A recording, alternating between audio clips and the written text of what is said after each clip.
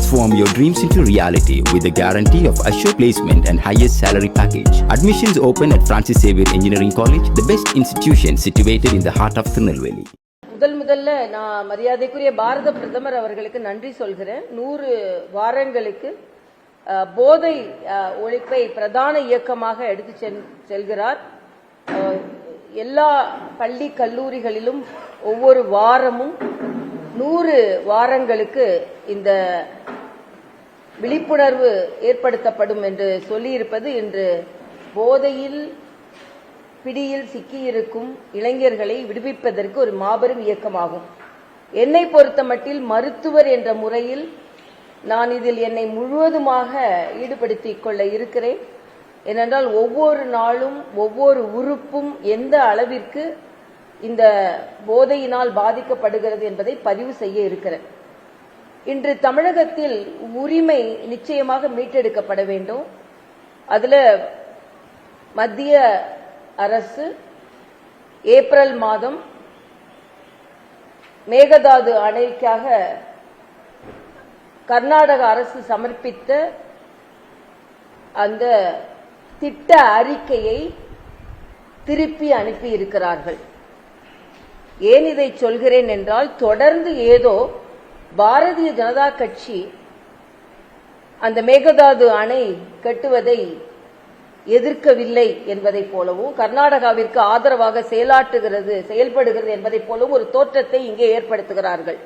இல்லை, முதலிலிருந்தே மேகதாது அணை நாம் தமிழகத்தின் புதுச்சேரியின் அனுமதி இல்லாமல் கட்ட முடியாது என்பதை மத்திய அரசு தெளிவாக சொல்லி இருக்கிறது. ஆனால் இந்த காவிரியின் உரிமை நமக்கு மீட்டெடுக்கப்பட வேண்டும். இதுல திராவிட முன்னேற்ற கழகம் தான் முதலில் 74 எப்படி அவர்கள் கச்சத்தீவை தாரை வார்த்தார்களோ அதே போல காவிரியின் உரிமையையும் தாரை வார்த்தார்கள். அந்த உரிமையை மீட்டெடுப்பதற்கு இன்று நாம் எல்லாம் போராடி கொண்டிருக்கிறோம். என்னை பொறுத்த மட்டில் இன்று நமது விவசாயிகள் 34 லட்சம் டன் ஏக்கர் நிலப்பரப்பு 12 டெல்டா மாவட்டங்கள் இந்த காவிரியினால் பலன் பெற்று வருகிறது.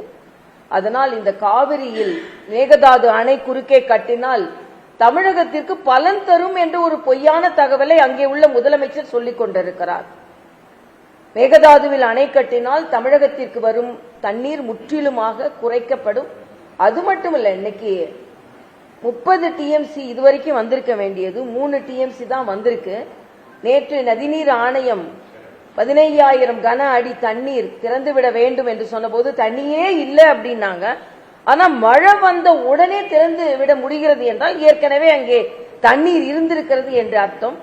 ஆக இப்படி கர்நாடகா பொய் சொல்லிக் கொண்டிருப்பதையே விட வேண்டும். இதுல நான் காங்கிரஸ் தலைவர்களை கடுமையாக கண்டிக்கிறேன். 2 பேர் இங்கே ஆட்சியில் உட்கார்ந்து கொண்டு அங்கேயும் காங்கிரஸ் ஆட்சியில் இருந்து கொண்டு தமிழகத்திற்கு தண்ணீர் கிடைக்க வேண்டிய தண்ணீர் கிடைக்கவில்லை என்றால் மற்றவர்களைப் போல இவர்களும் அறிக்கை விட்டுக் கொண்டு இங்கே ராகுல் காந்தி அதை பற்றி எதுவுமே பேசாமல், ஆக தமிழகத்திற்கு காங்கிரஸ் அநீதி இழைத்துக் கொண்டிருக்கிறது. இதை அங்கே உள்ள அமைச்சர்கள், இங்கே பங்கெடுத்துக் கொண்டிருக்கின்ற அமைச்சர்கள் முதன்மை வேலையாக இதை செய்ய வேண்டும் என்பது எனது கருத்து. அது மட்டும் இல்ல, கடலூர் பக்கத்துல இன்னைக்கு 25,000 நெல் மூட்டைகள் வீணாகி போயிருக்கிறது திடீர் மழை வந்ததனால். ஆக தமிழ்நாட்டில் இதுக்கு முன்னால் உள்ள அரசர்கள் செய்யவில்லை என்றாலும் இனிமேல் நெல் மூட்டைகளை பாதுகாப்பதற்கு அரங்குகள் கட்ட வேண்டும். அதே பிரச்சனை தான் இன்னைக்கு பால் முகவர்களிடம். இன்னைக்கு ஆவின் பால் கிடைக்காமல் தட்டுப்பாடோடு இருக்கிறது. பால் கிடைக்கவில்லை. தனியார் பால் நிறுவனங்கள் முகவர்கள் அதிக விலை கொடுத்து வாங்கி விடுகிறார்கள் என்பது மட்டுமல்ல, அங்கே சேமிப்பு வைப்பதற்கு கிடங்குகள் அவர்கள் கொடுக்கிறார்கள். அரசாங்கத்தின் மூலமாக அத்தகைய சேமிப்பு கிடங்குகள், குளிர்சாதன கிடங்குகள் இல்லை என்பது நமக்கு கவலை அளிக்கக்கூடியதாக இருக்கிறது. அதனால் ஆவின் பாலும் கிடைக்க வேண்டும். இன்னும் ஈசிஆர்ல தண்ணி கிடைக்கலன்னு மக்கள் போராடி கொண்டிருக்கிறார்கள். முதலமைச்சர் இதிலெல்லாம் தனி கவனம் செலுத்த வேண்டும் என்பது எனது கோரிக்கை.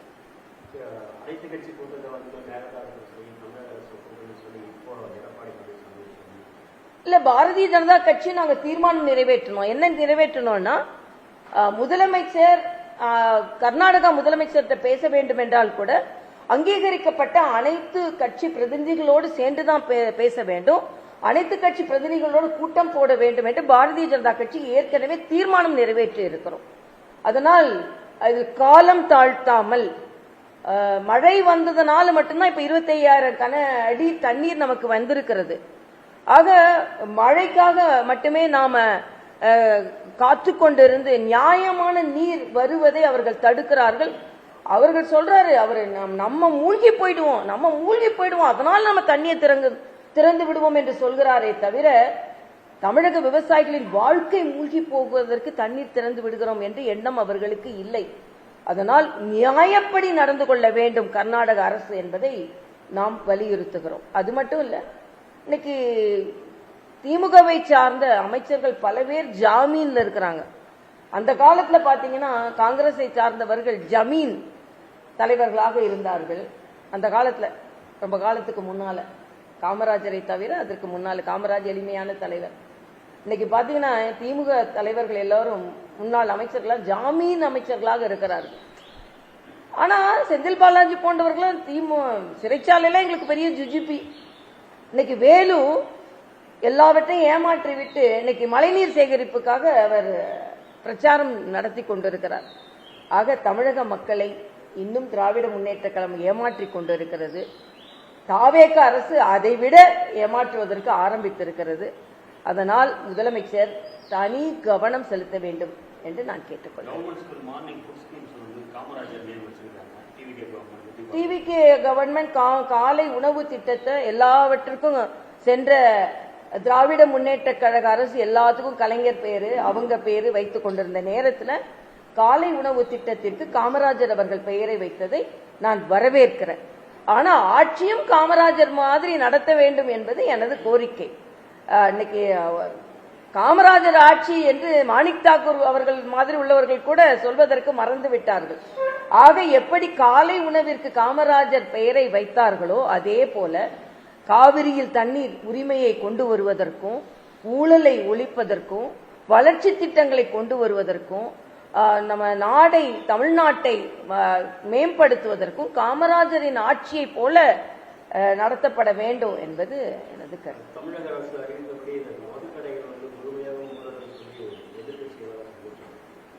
இல்ல, மதுக்கடைகளை கணக்கெடுத்து அவர்கள் மூட வேண்டும்.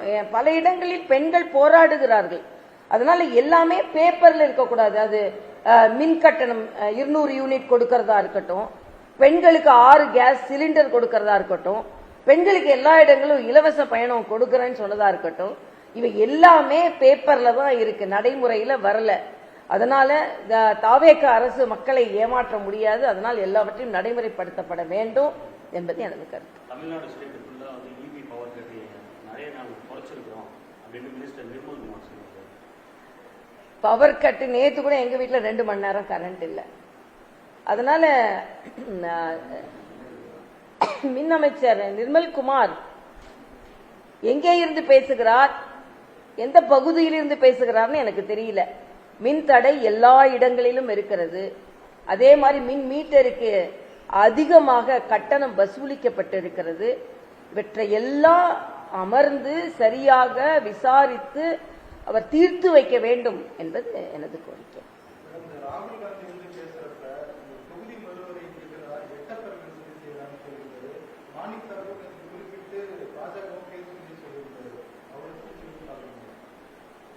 அதாவது இவர்கள் மரியாதைக்குரிய உள்துறை அமைச்சர் அவர்கள், மத்திய உள்துறை அமைச்சர் அவர்கள் தெளிவாக தமிழ்நாட்டிற்கு எந்த பாதிப்பும் வராது, எந்த எண்ணிக்கையும் குறையாது என்று சொன்னதற்கு அப்புறம் திராவிட முன்னேற்ற கழகமும் காங்கிரசும் இதை வைத்துக் கொண்டு அரசியல் செய்து கொண்டிருந்தார்கள்.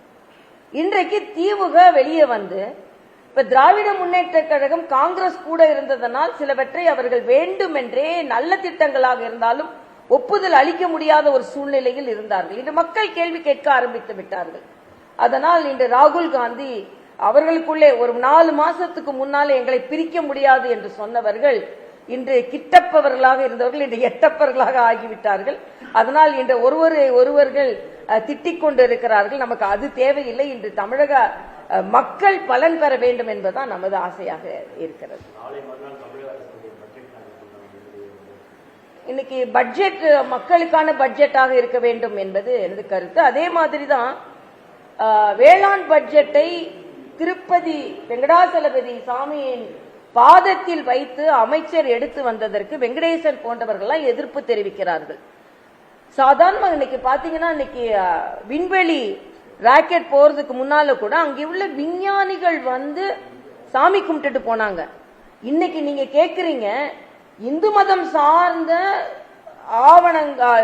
இது அந்த நம்பிக்கையோடு அரசாங்க ஆவணங்களை இங்கே வைக்கக்கூடாது என்று சொல்லும் நீங்கள், அதே இந்து மத கோயில்ல உள்ள உண்டியல தான் அரசாங்கம் எடுக்கிறது. என்றைக்காவது இதற்காக நீங்கள் குரல் கொடுத்திருக்கிறீர்களா?